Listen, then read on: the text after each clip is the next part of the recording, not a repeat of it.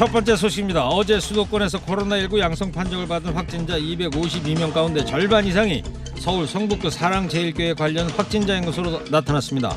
방역당국은 사랑제일교회 관련자 가운데 검사 중이거나 검사 대기 중인 사람이 다수 남았고, 다른 지역에서도 집단 감염이 연쇄적으로 발생하고 있어서 이번 주까지는 환자 증가 추이가 계속될 거라고 전망했습니다.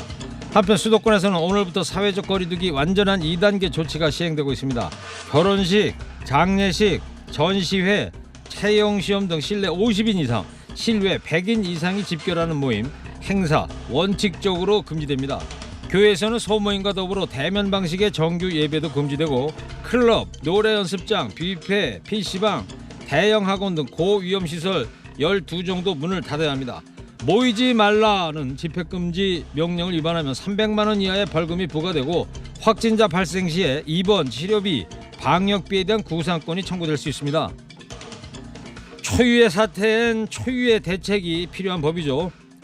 많이 불편하고 많이 힘들겠지만 지금 이거 제대로 하지 않는다면 어렵게 쌓은 K방역도, 경제와 일상도 한순간에 수포로 돌아간다는 사실, 저부터 명심하겠습니다. 광복절 광화문 집회에 참석했던 차명진 전 국회의원이 오늘 새벽에 코로나19 확진 판정받았습니다. 차 전 의원은 전날 SNS에 코로나19 환자가 들끓는 광화문 집회에 왜 갔냐며 걱정하는 어머니에게 확진받은 사람들은 거기 안 갔고 야외에서는 코로나 안 옮기니까 걱정 마시라, 이렇게 얘기했다고 밝혔는데요. 결국 본인이 확진 판정을 받았습니다.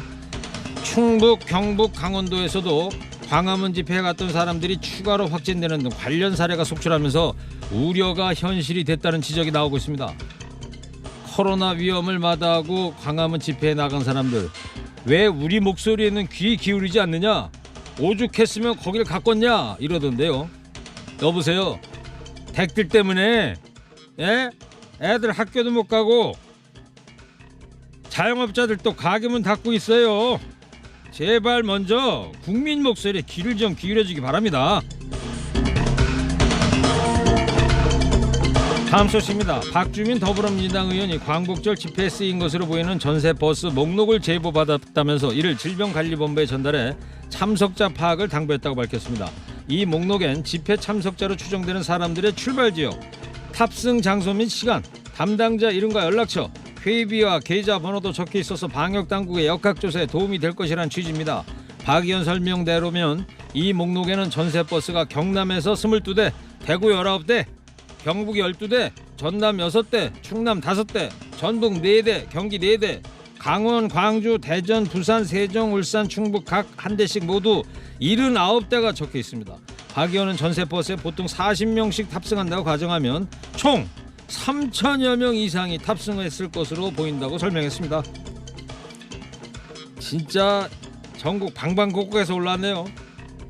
정은경 본부장이 암만 잘하면 뭐합니까? 의료팀이 이 더위에 방호복 입고 얼굴에 반창고 덕지덕지 붙이고 수고하면 뭐합니까? 국민이 마스크 아무리 잘 쓰면 뭐하냐고요. 그동안에 착실히 쌓은 방역 둑이 무너지는 거 한순간입니다. 아이 참.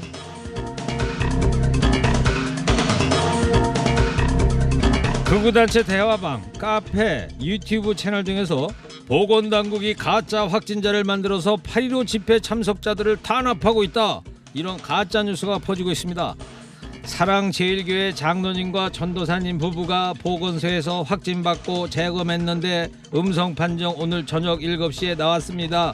설마 했는데 사실로 드러났습니다. 보건소 검사에서 양성 나오시는 분들은 무조건 병원에서 재검 받으세요.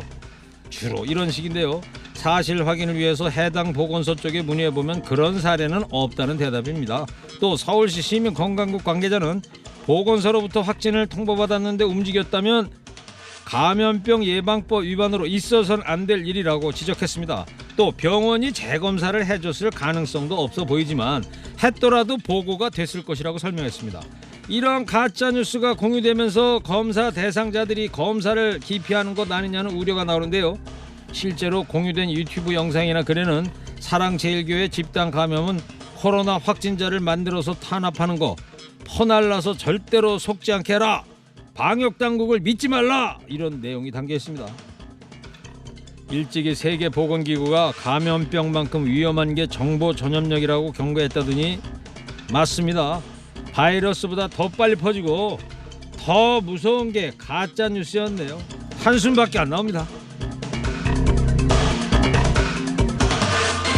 마지막 소식입니다. 지난 11일부터 17일까지 일주일 동안 전국에서 학생 65명, 교직원 9명 등 총 74명이 확진됐다고 교육부가 밝혔습니다. 이에 따라 이은혜 부총리 겸 교육부 장관은 오늘 열린 전국 17개 시도 교육감들과 회의에서 비수도권 지역에서도 코로나19 확산을 막기 위해 9월 11일까지 학교 밀집도를 3분의 2 수준으로 낮춰달라 이렇게 당부했습니다. 비수도권 지역에서 등교 일수를 확대하려는 움직임을 보이자 이같이 요구한 겁니다.